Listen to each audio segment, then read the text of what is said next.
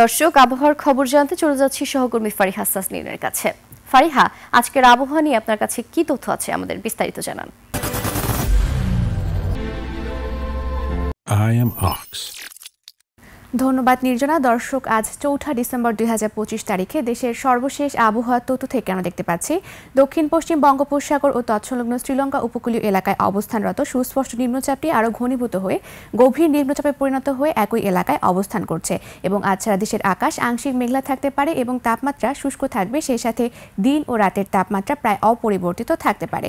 বর্তমানে বিশেষ কিছু অঞ্চলের তাপমাত্রা যদি আমরা দেখে থাকি তাহলে সিলেটে রয়েছে ২০ ডিগ্রি সেলসিয়াস, ঢাকায় রয়েছে ২১ ডিগ্রি সেলসিয়াস, রাজশাহী ও রংপুরে রয়েছে ১৯ ডিগ্রি সেলসিয়াস।